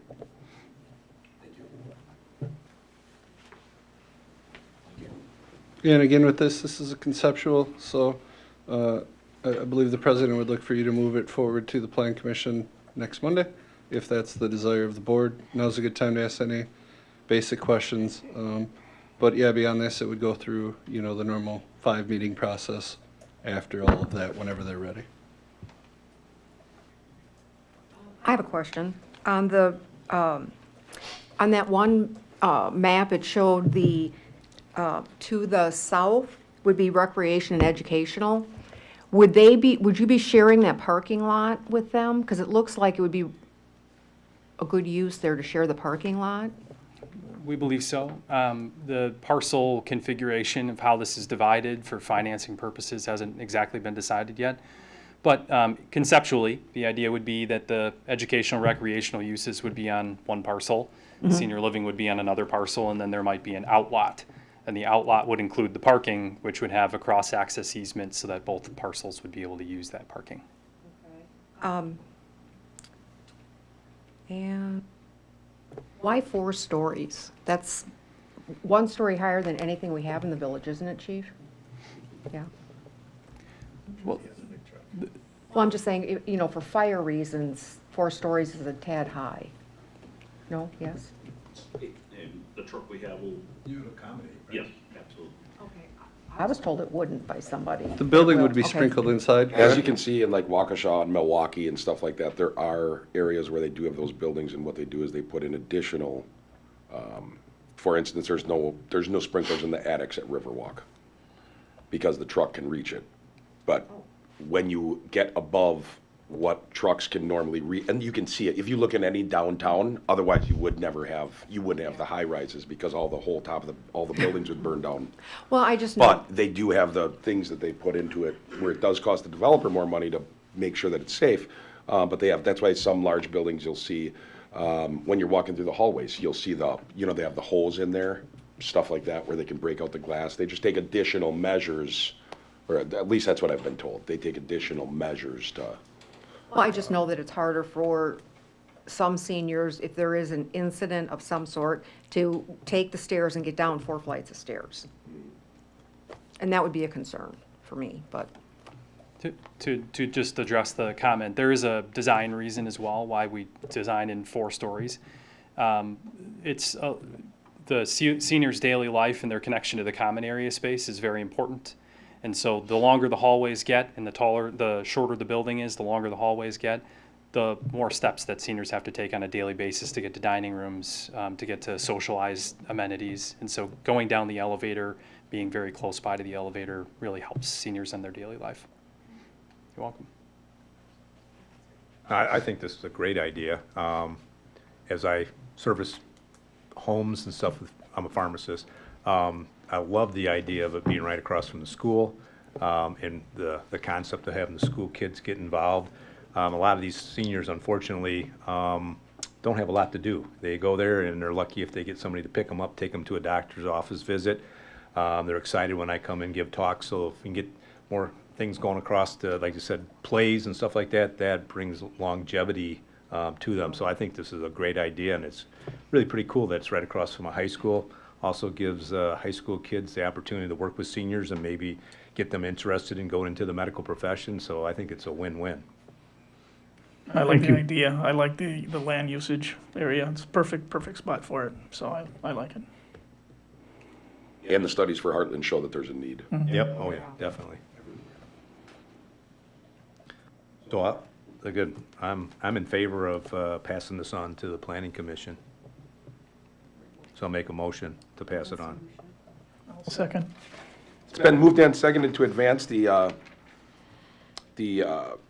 conceptual review to the Plan Commission for next steps. Basically, this is just the beginning of the process, but it begins the process. Any discussion?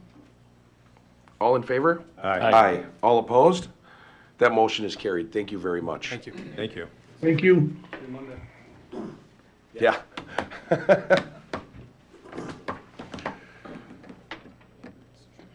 You guys really don't want me to say that before?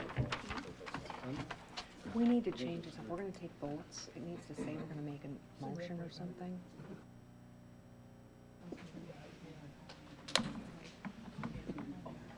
There's nothing on, the law doesn't say that you have to say, hey, are we gonna take a vote? All you have to have is the subject matter. Yeah, we have it on, you don't have to put consideration. We have it on. You don't have to. Some action will, okay. You can action.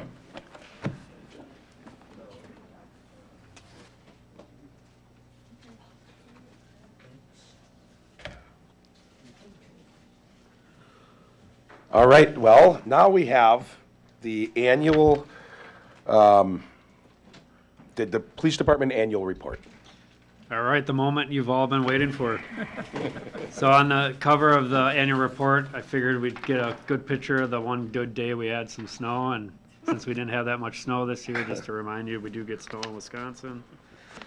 Then we go into my letter, just kind of talk about some of the things that we've done over this past year. So I'm gonna push you to the next, the third page, not the cover page, not the first page, but I guess the second page. It goes over our 2023 department highlights. These are just some things that the department did over the last year that were worth recognizing. Officer Kayla Nelson and Matthew Shea were appointed to the Suburban Critical Incident Team, our SCIT, that's our SWAT team, as members of the newly formed Technology Resource Group, TRG. And then also, because that was a new group, they needed leadership, and Kayla Nelson was selected as one of the 2 leaders, team leaders, to lead that new group. Officer Rachel Wendago was certified through the state of Wisconsin as a defense and arrest tactics instructor, so she went through the training for that to become state certified, or that we call it DAT in the law enforcement profession. The Hartland Police Department implemented our squad camera program through obtaining several grants. So we got it all funded. The actual camera equipment was all completely funded through several different grants that we were able to put together. Officer Dylan Gergel was certified through the state of Wisconsin as a standard field sobriety testing, or SFST instructor. Those are the tests we give during those operating while intoxicated investigations, or OWI investigations. We have acronyms for everything. The Hartland Police Department was recognized by the Wisconsin Department of Justice for our continued support and dedication on the ICAC, or Internet Crimes Against Children task force. We've been an active member on that task force for the past 15 years. Lieutenant Brian DeBarge graduated from Northwestern University. That's our Public Safety School of Police and Command. So he was class number 540. That's an extensive 10-week program that he's with other law enforcement executives from the region. I obtained my executive certificate in public leadership from the Harvard Kennedy School of Government. Officer Dylan Gergel was selected and trained to become our next field training officer, or FTO. Detective Paula Hoffa received an award of recognition from the International Association of Arson Investigators, Wisconsin Chapter 25. That's a mouthful. No acronym for them. In recognition of being the key initiating factor in starting a fire investigation back on June 29th of 2018. You may recall, this was the house on Highway 83 just south of KE. This was actually before I was the chief of police, but her investigation led to another arson that was committed in Dodge County, and it was due to her investigation that brought this person to justice, putting some very key evidence and timelines together. It was a multi-year case to get a successful conviction. In coordination with the Hartland Recreation Department, Fire Department, and Department of Public Works, the Hartland Police Department participated in our 3rd annual National Night Out. Lieutenant Conrad Saboniak resigned from the Hartland Police Department on September 6, 2023, after almost 7 years of service here at the village of Hartland. He had prior law enforcement through the Las Vegas Metro Police Department and other Wisconsin law enforcement before that. And unfortunately, we lost Conrad due to his ability to work from home while his wife also worked full-time and homeschool his children. So the opportunity arose, and we were unfortunate to lose him early in his career for those opportunities. Part-time administrative assistant Morgan Gergel resigned from the Hartland Police Department on September 15th. She actually took a full-time job with benefits at the Waukesha County Technical College. Patrol Detective Robert Truttschel was promoted to lieutenant in October. That was to fill Lieutenant Saboniak's vacancy. We also hired part-time administrative assistant Kirsty Ewing on November 13th, 2023. You may recall our awards ceremony, mostly for the Mansfield fire incident, but we had Dylan Gergel receive a life-saving award, Conrad Saboniak receive a Superior Police Performance Award, and we had 3 citizens receive a Civilian Gallantry Award for that incident. And also at that same awards ceremony, we had a citizen get a letter of appreciation, and that was for the Guthrie and Fry shooting, where they were able to quickly identify, describe, and provide that information to police, which led to us quickly locating this dangerous subject and ultimately turned into a long pursuit and barricaded subject at his home in the village of Sussex.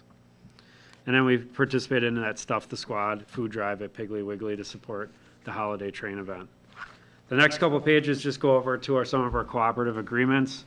Just high level on those, we look for every opportunity to combine services and look for those efficiencies.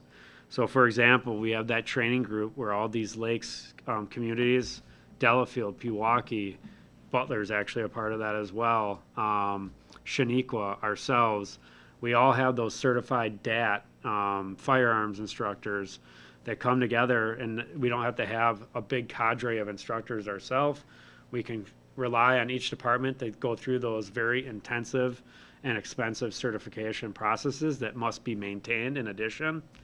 And then we provide that training all together as one big entity. So we can share equipment, we can share knowledge, we can share training and experience.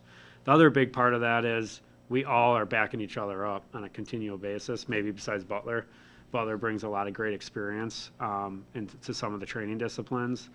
But those lakes groups, we do really rely on each other for those bigger calls. We train together, we get to know each other, we have a high expectation of what each other is doing when we respond to those calls. We're not trying to figure things out on the fly. We really know each other and know how we're going to respond beforehand. And those go with that suburban critical incident team or that SWAT team, where we have tactical operators from those 9 jurisdictions that provide us full SWAT team support if and when needed, which we have utilized many of times in my short tenure here in the village of Hartland. Our major investigations unit, where we rely on those other agencies. If we have that big major event, we can bring those in and have that investigative experience. Where we can't have that, it just would be unaffordable to have that available to us day in and day out for waiting for that big one to happen. This allows us to have the right trained staff there on moment's notice when needed. Same thing with the SMART agreement. That's basically all of southeastern Wisconsin.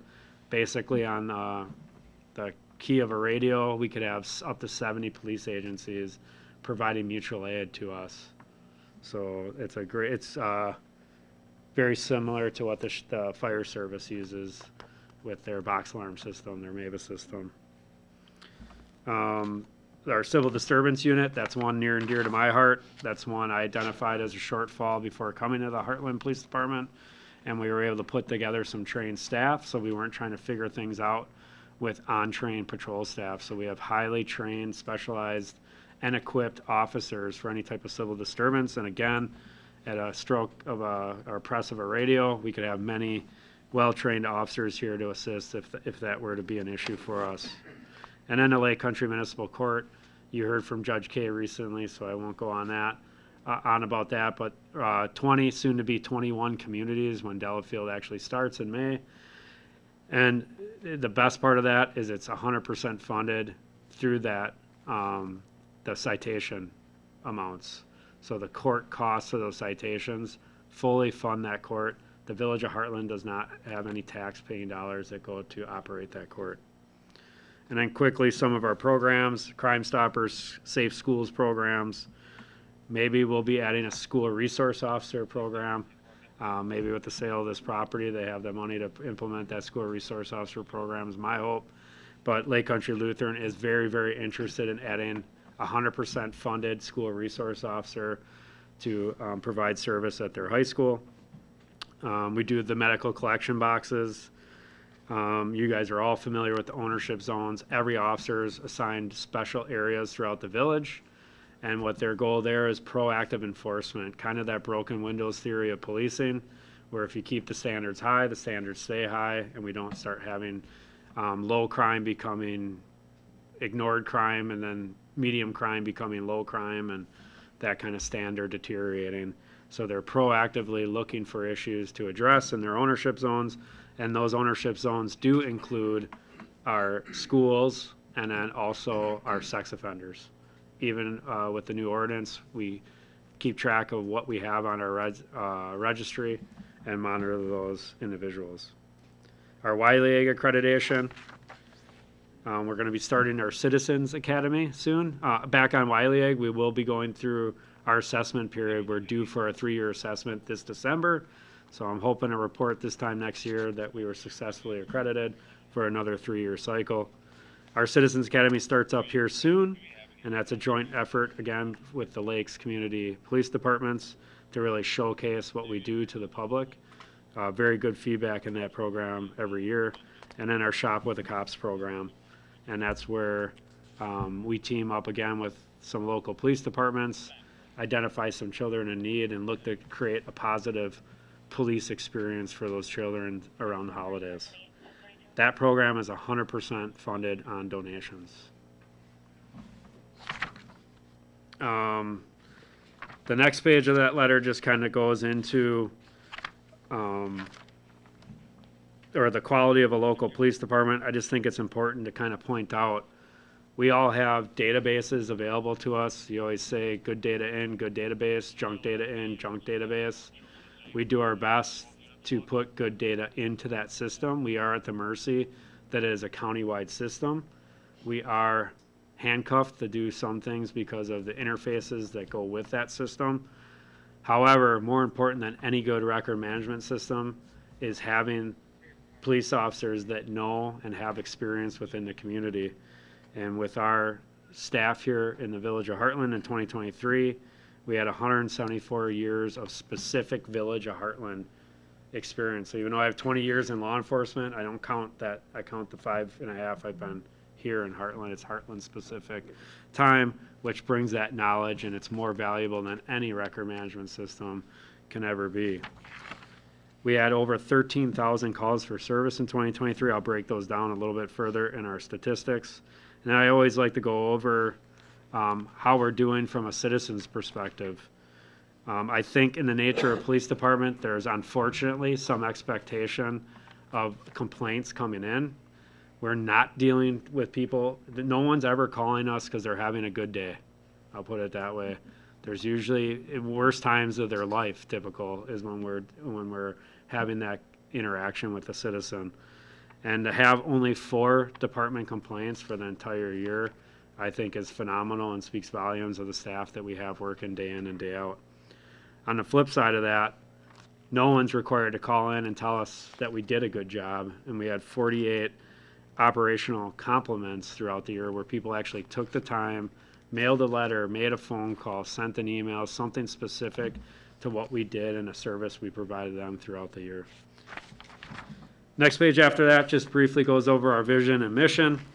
I'm kind of going to flip through these a little quick. If you do have questions, obviously holler out, and you have all been given your own book, so if anything does come up, you all have my phone number. You could always give me a call at any time as well if it's something that comes up later. But the page after that, just our organizational chart, kind of shows our span of control within the organization and all of our staff, including their Heartland specific time and years for service. And then it just breaks it down a little more specifically into our different teams with an actual name and face with who's serving your community. We start with our administrative management team, myself, the deputy chief, and both our lieutenants, Brian DeBarge and Robert Jewell. Next page is our investigations, which is right now at the moment, Detective Hoffa. Our day team for 2023, Brian Mundy, Adam Miller, Scott Majewski, and Luke Joswick. And as you may recall, Adam Miller left us on January 2nd, and we will be filling that position at our next board meeting and be fully staffed. Our early team, or second shift, Nicholas Greenwood, Thomas Bagan, Matthew Shea, Zach Bell. And finally, our late team consists of Dylan Gergel, Kayla Nelson, Rachel Mondago, and Tyler Martins. The next page after that's just like a snapshot of our last decade or so of statistics. One thing that you'll quickly note is you'll definitely see the year COVID hit, where we kind of had a little bit of a downturn in overall activity when we were trying to adapt to some different circumstances and how we conducted business. But you'll see that we've surpassed where we were and then some in this last year with over 13,000 calls for service throughout 2023. One area of that is our traffic contacts have been consistently going up as we've worked through our staffing, as we all have in the law enforcement profession, and then, of course, got through that COVID time period. Working through those statistics, nothing major jumps out. OWIs have been good the last several years. We have some people that are very passionate about enforcement and have special training in that enforcement. That school checks program, or that school program that we talk about, we don't have SROs, but all day team officers are required to do a school check every day that they work, and less calls for service don't allow them to do that, which does happen. However, we want them in the school doing a school check. That doesn't mean in their squad car driving around it. Getting out, talking with the office staff, walking the hallways, becoming familiar with the floor plan in the building. In the unfortunate circumstance, if we would have an active assailant in the school, we can quickly identify where that would be. And I think all of us in our role as parents have that expectation that the law enforcement agencies in our communities are working cooperatively for that school safety. One area I always like to pull out that causes us time is those false alarms cause us time. Those 911 hang-ups cause us time. And a lot of that is due to some of our smartphones, which aren't too smart. They happens, the watches, the phones. I know I was doing some landscaping with my earbuds in one day, and also the next thing I know, my phone's calling 911. So it even happened to me. But those go up, and that takes resources because we do follow up on those to the best of our ability. The false alarms, we do have a program where we do start billing for that after so many alarms in a year. Our goal is not, again, revenue generation. It's to fix so we're not wasting good, valuable resources. It's to give some incentive for them to fix any of those issues for our places that are having continual problems with that. And then another one I like to touch on is that well-being check. That's becoming more and more prevalent by the year. These are people with drug dependency issues or mental health problems that are going through some type of crisis. These are high-risk calls. These are people typically not thinking very rationally. You would say to yourself in a lot of these calls, no way someone would say, do that, whatever. I can tell you it's all happened, and none of it makes sense. It's just irrational behavior at times. And a lot of these take us a lot of time, especially if they are placed under emergency detention. Our average in the county is we're averaging 3.5 hours for a medical clearance. We're averaging over 3 hours for a doc-to-doc for actual placement into a facility. For just that portion, we're sitting on someone basically for a whole patrol shift, trying to get them placed into the correct resources. So a lot of time can go into these type of calls for service. And then the only other one that I wanted to touch on is, unfortunately, we were not able to go back to 0 homicides for the year due to that incident where there was a fight at an establishment, and the person unfortunately passed away about a month later, and that would be technically ruled a homicide. Any questions on statistics that jump out at anyone? Question I have on the school checks, which I think is great, but again, I came in 2018, and that's when they started. What prompted 2018 to start the school checks prior to you being here? Or is that something you did, or is it just something that in law enforcement they made a higher priority? I think it became a higher priority. I don't know why it took, so it was something I was doing where I was. So they were doing this before I got here. It was just implemented. One thing we didn't have a good mechanism was tracking that specifically. So what we would call that is typically generically an extra patrol. So if I went in, I go back to that statement of junk data in gets you junk out on the record management. Good data in gets you good data out. We do extra patrols, so I could go back and search the actual school address and see how many extra patrols I had, and I could kind of put something together. But this actually was a new code created for school check that our record management system did not have previously. So there's no way to individually track that. I think everyone was making that a high priority. And as years went on, I think enough people, one thing with the good with the Waukesha County Communication Center is we have a lot of efficiencies through a lot of people trying to use it. The bad is everyone's got to agree how to use it. And I think it took, though, then to get the majority to say, yeah, let's put something like that into place, because you can't have one-offs with the multi-jurisdictional dispatch center, because they'll never know what to do, because they could be dispatching for me one day, Brookfield one day, New Berlin one day. It's got to be a consistent way of doing business. So I think that just kind of fell in eventually after enough pressure where it was a specific. Prior to that, I could probably search every school under an extra patrol and give you a ballpark number. I couldn't tell you if it was actually for a school check, or we've had incidents at school that require a special extra patrol. And that all just kind of gets lumped on in under that general heading then.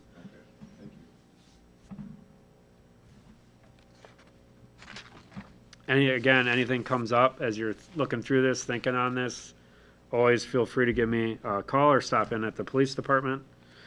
The next page goes a little bit deeper into those operation complaints. Kind of gave my spiel on operational complaints when it comes to law enforcement services. We had 4 of them, just high level, how we adjudicated those complaints is our titles are substantiated, which means we did something and we probably shouldn't have, and we need to make some corrective action on that. There could be some discipline, there could be some policy change, there could be some things that are done there. Not substantiated, that basically means we couldn't determine whether it happened or not. There wasn't enough evidence for us to figure it out. Exonerated means we did whatever they were saying, but we were legally justified to do that.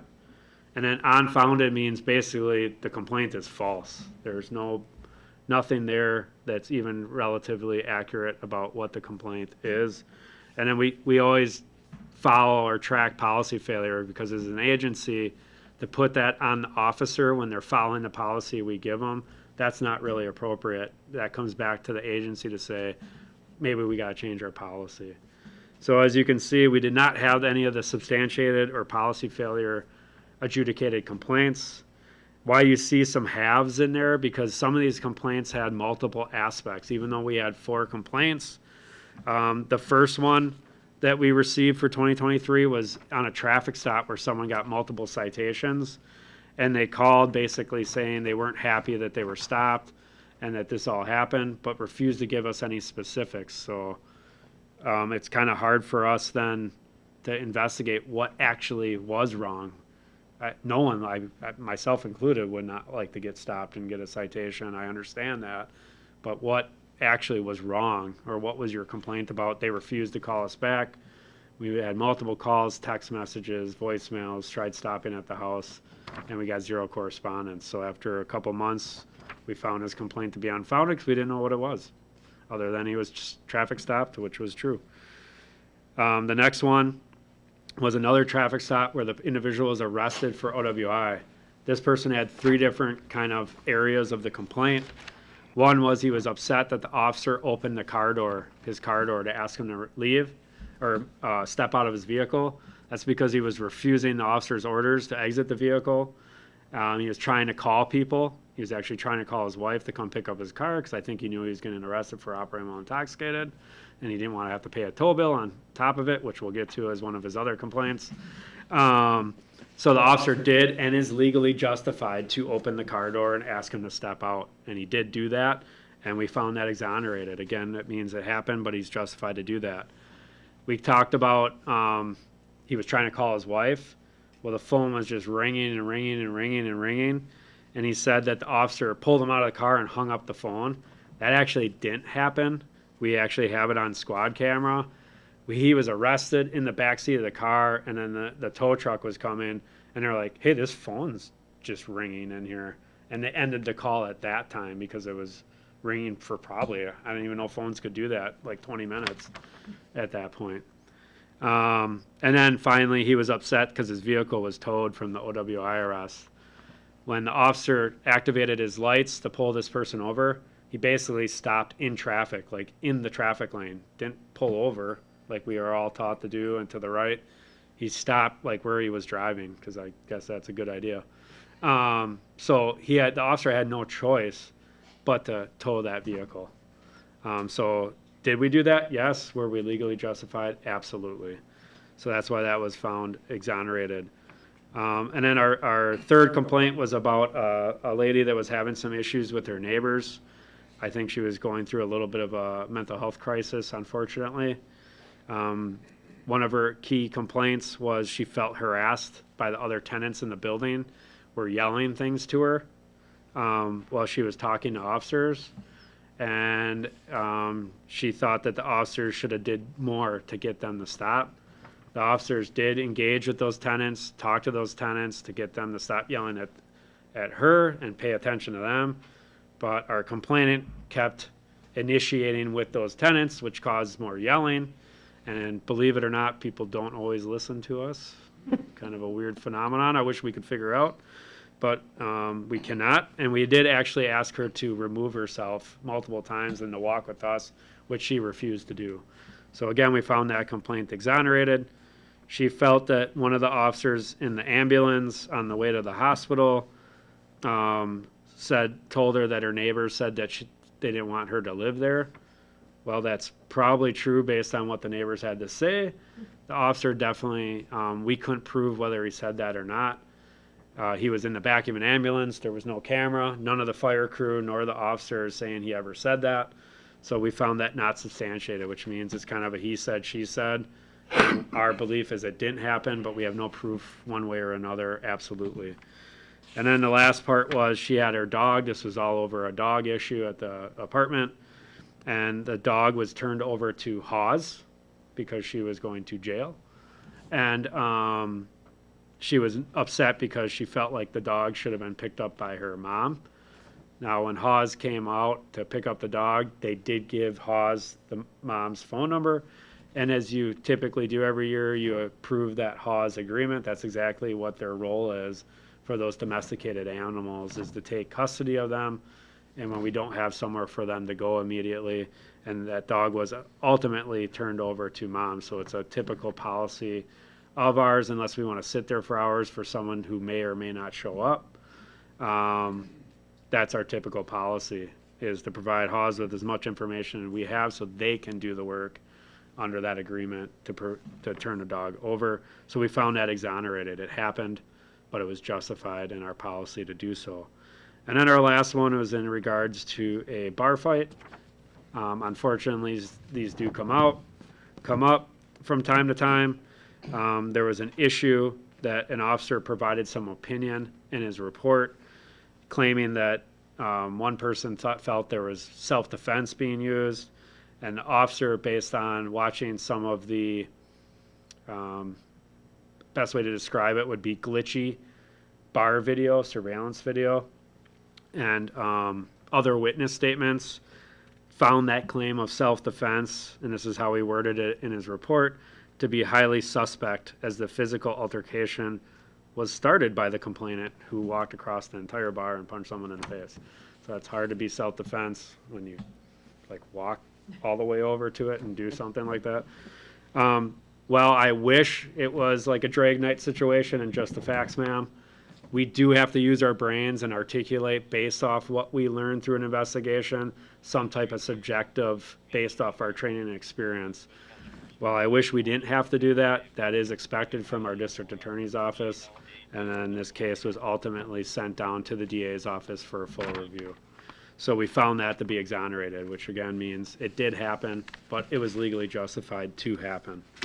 And then I go back to, well, that was the kind of the down and dirty side of it. The good side of it is 48 different people took the time out of their day to write something, write a card, write an email, make a phone call, stop into the police department to specifically say something positive that the police department was able to do.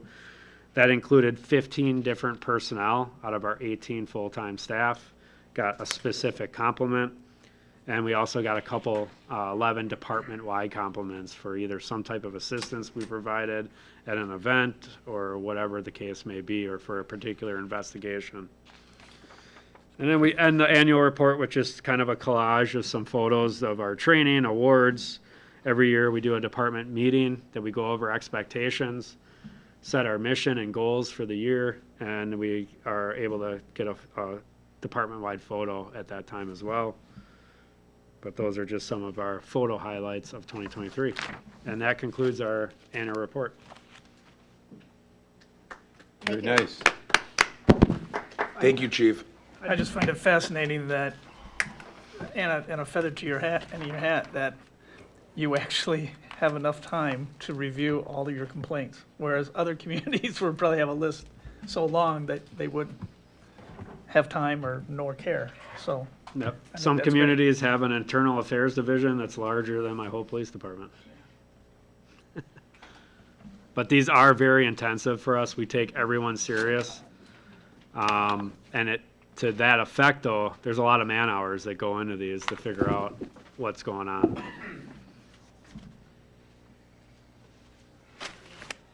Thanks, Chief. Very well done. Very well done.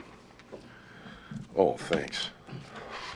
I just received a whole folder of signature papers, so I'll be here late. We have announcements now. Does anybody have any announcements? Since the mic's right here, I guess I can start. Fire away.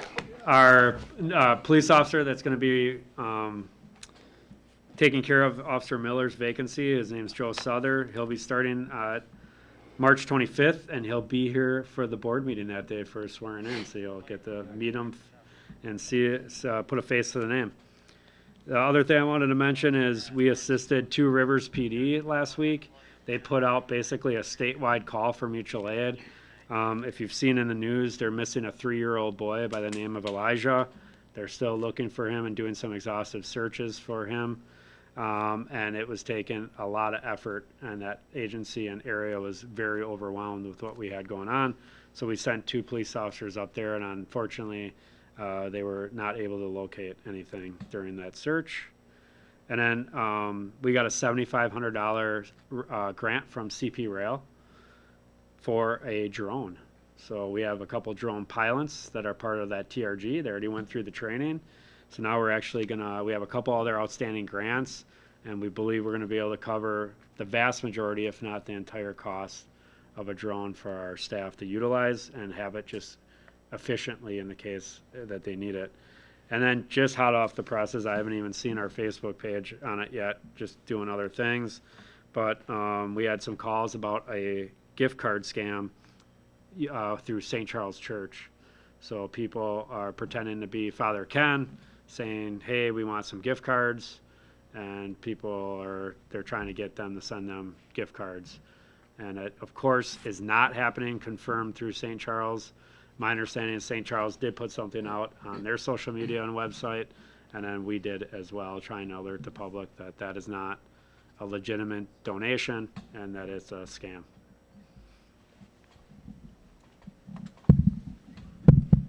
Chief? Good evening. Pretty much update, we're 30 calls in already on the 11th day of the month, so moving right along, answering a bunch of calls again. Other than that, everything's going pretty well down there. Awesome. We launched Civic Rec today, so it's the new recreation registration software for the village. We are starting just with summer camp and then park shelter reservations. So at this time, you can now book park shelters online as of today. Summer camp registration opens next week, Tuesday, March 19th at 7:30 a.m. During this transition, we are going to have 2 portals live on the website. So we will still have our ActiveNet portal and then the Civic Rec. ActiveNet will conclude the winter and spring program registration, T-ball, and our punch card classes, and that will go through April.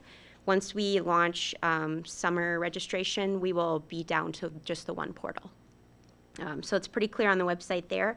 All users will need to create a new account because none of the ActiveNet accounts were transferred. So staff recommends that everybody take the time to do that in advance so that when summer registration opens, you are already registered and ready to go in there with your account. We did open 2 pickleball courts in Nixon and the tennis court, so the nets are up there. We are sitting at 157 T-ball registrants, and then with our new spring pickleball session, it's a 6-week session that starts April 15th. We do have 175 registrants for that program. That's it. Thank you. Aye. Aye. I want to reiterate that the Yardway site is open for brush only. We've been receiving a lot of phone calls that people are stacking it at the curb. We will start picking it up at curbside April 17th, but again, April 15th. Is that what Monday? April 15th. And I will reiterate that we are open every Friday from 9 a.m. to 3 p.m. for residents to drop off brush. Right now, just Friday, correct? I'm sorry, Jeff? Or right now, that's the only time? That is correct. Do we know when do we usually get to where, like, more of the off hours? I know, like, we'll have an evening or a Saturday. Just wonder, is that? That's April 9th. April 9th. Oh, so right around the bend. Yeah, Okay. it's coming around. It seems like we're getting more questions on it only because it's such an early, Well, I mean, that snowstorm took down a lot of trees and branches. and just it's such nice weather, so people are starting earlier. Yeah, correct. It's crazy. The 29th, it will be closed for Good Friday. Okay. At the library, we have 3 new faces. We had a circulation clerk and our circulation supervisor resign over the last month, so things have been a little tight staffing-wise. But the 2 new clerks started last Wednesday, and Brianna Rasmussen, who I think some of you might know, is going to be the new circulation supervisor. We are extremely excited for her to start because she used to both work at the library and be on the library board, I think, Jeff, with you when you were on there. Mm-hmm. So we're excited. She's going to start either the 18th or the 25th. The library board and I also did our strategic planning refresh for 2024 last week, Friday. I have been tasked with drafting, I guess you could call it like the first draft of the final 2024 strategic plan for the April library board meeting. And once that is approved, I will probably bring it here and do a small presentation to you guys about it. Wonderful. Sure. Hello. So at Park Board, we bought up, last fall, we did some fertilizing to get a jump on things, and we kind of have toxic shock in a few places. We told Park Board that the company that did our fertilizing will come out and do some seeding. They're going to have to slit seed directly into the soil. They're taking full responsibility of what happened. They've been out here several times over the winter, last fall. He's been out here last week. He just wants everybody to understand it was not their fault. It was on the chemical company who provided him with the product, and he has other places that it happened to. So we have a few parks that are going to need some slit seeding, including around the hall and library. And there was generally small areas, but except for like Castle Park got hit pretty good, and Joliet Park, because it's small, but he had to use a different machine. So several areas in the village that he is taking full responsibility for and expects to start seeding in early April. And he'll make it in time. We'll make sure that he's on time so that when the park is rolling, it's not like just this ongoing thing through the summer. I don't know how they do that, but. Well, weather dependent, he wants to slit seed it and then get germination, and then he's going to have to also do some applications to get nitrogen and phosphate in there to give it a kick to combat the toxic shock from what happened last fall. Okay. So he's working on it. He's been very, very good about communication and taking responsibility. So he said he'd even come and talk to everybody if people start complaining. Okay. So. You sure, Good. Tom? Last week, the police department and fire department participated in a send-off parade for a couple of youth hockey teams, 3 teams. 2 of the teams brought back consolation championships, and my daughter's team brought back a 3rd place trophy. So it was a really fun, successful weekend, and it was a fantastic send-off, and those kids will never forget that. So thank you, guys. I think they did a few other teams as well. That is awesome. But I think they did a few others, like Arrowhead girls basketball, if I'm missing them. Boys, yep. Yep. So, yeah, wrestling. No shortage of steak going at Arrowhead on I know. So the only announcement that I have,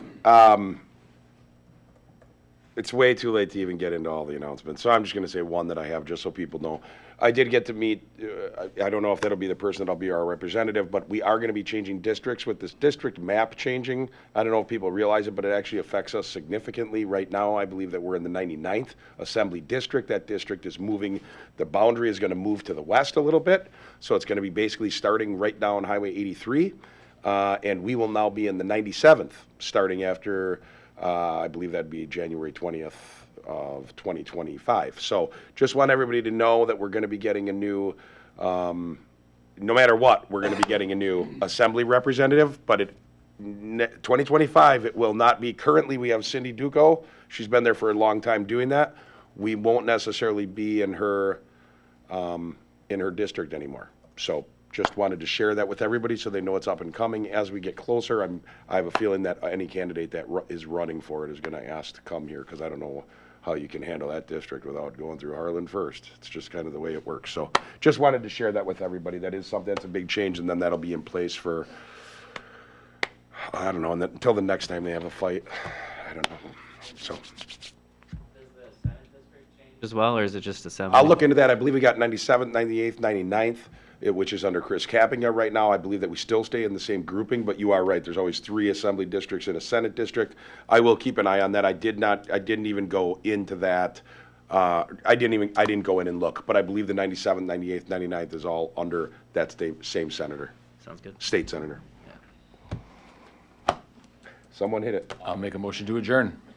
Second. It's been moved and seconded to adjourn this meeting. All in favor? Aye. This meeting's adjourned.